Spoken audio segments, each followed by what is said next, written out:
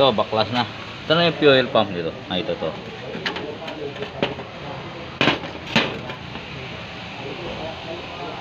Ang dumi. Ang dumi yung laman, oh. Puro itim. Grabe naman tong ano. Wala na talaga, kaya pala kinakapos na ng gasto. Wala siyang persa.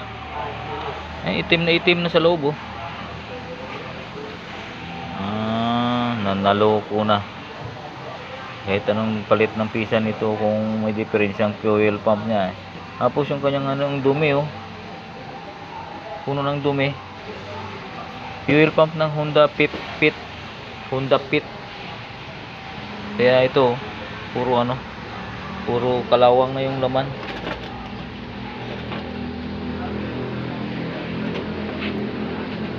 Kaya persado yung pump. Hindi na masyado siya nakabomba. Kukunti ang gas.